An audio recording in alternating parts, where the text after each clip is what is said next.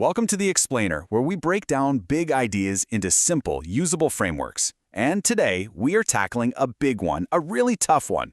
What does it take to start over, completely from scratch? All right, let's just dive right in with a pretty scary question. Imagine this. What if you lost everything? I mean, everything. Your business, your money, your career, poof, gone today. What's your first move? How do you even start to rebuild from ground zero?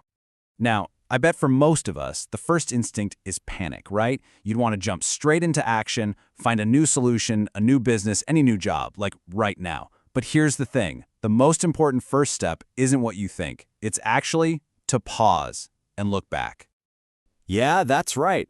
Before you can even think about building something new, you've got to understand why the old thing collapsed. And there's a powerful tool for this, something the pros use. It's called an after-action review. Now, this isn't about beating yourself up or playing the blame game. Not at all. It's about a really honest, clear-eyed look at what happened. The whole point is to find what's called your point of departure. Think of it as the one huge lesson that's going to be the bedrock for everything you do next. And check this out. This is super interesting. When you actually analyze these massive failures, you find out they almost never just happen out of the blue. A whopping 90% of the time, they're caused by these slow, creeping internal problems. Losing focus, letting discipline slip, that kind of thing. Only 10% are from those big external shocks you can't do anything about. Okay, so you've done the hard work. You've looked back, you've done your review, and you've found that critical lesson. So what now? Well, you're basically at a fork in the road. You've got two clear paths you can take from here.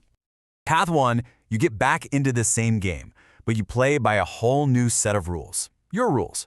Or path 2, you decide, nope, I'm done with that game, and you go start a completely new one, maybe in an industry you know nothing about. Let's talk about that first path, playing the same game differently. The perfect example? Henry Ford. You got to remember, he didn't just succeed right away. His first two car companies, total failures, went bankrupt. But he didn't quit. He basically did his own after-action review, and he figured out something huge. The problem wasn't the car itself, it was how he was making the car. The process was broken. So his solution? The assembly line. A complete game changer. And that's the key lesson for Path 1. You absolutely can win in the same field, but you've got to fix the core problem that made you fail in the first place. Okay, but what if your review leads you to a different conclusion? What if you realize the whole industry was the problem, or you just need a clean slate? Well, that's Path 2, and it needs a totally different playbook. Right, if you're starting from zero, you don't have money to burn on risky bets. So this strategy is all about being smart and minimizing risk. First thing you do, pick an industry where you don't need a mountain of cash to get started. Think something like trading. Second, and this is so important, don't try to reinvent the wheel. Find somebody who's already winning and copied their model. A great example is how AirAsia just straight up copied the low-cost model from Ryanair and crushed it. Once you have that proven plan, then you go find your team and get the money to make it happen. And this is where it gets really powerful. Because this whole framework, it's not just for business owners. These exact same ideas work for rebuilding pretty much any part of your life, your career, your reputation, even your character. So let's say you lost your job.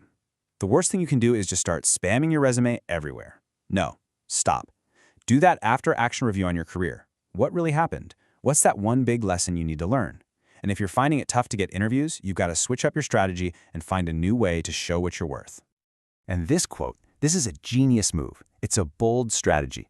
Offer to work for free. Now hang on, just for a limited time, obviously. But think about it. It can be the absolute best way to get your foot in the door. You instantly remove all the risk for the company.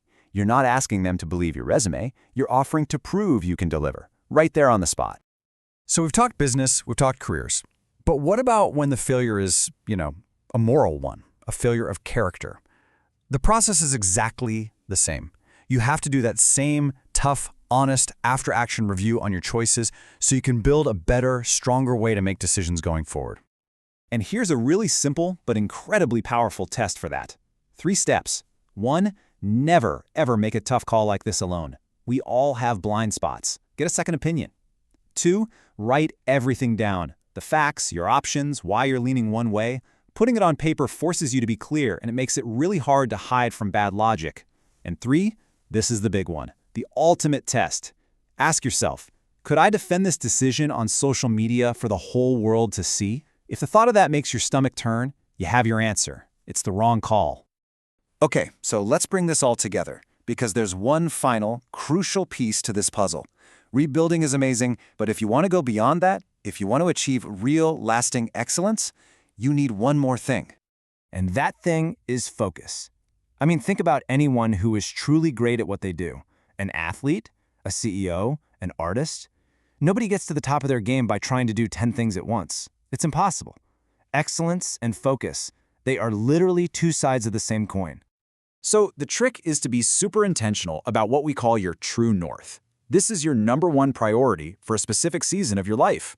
And yeah, it can change. Right now, it might be rebuilding your career. Next year, it might be focusing on your family or a huge personal project. The magic of actually naming your true north is that it gives you permission to say no to other things. It lets you put them on the back burner without feeling guilty, because you know your best energy is going exactly where it needs to. So as we wrap this up, let's bring it back to you. The real question isn't just some hypothetical about losing it all. It's about right now, today. What are you building? What is your true north in this season of your life? Because whatever you point that focus at, that's where you're going to find excellence.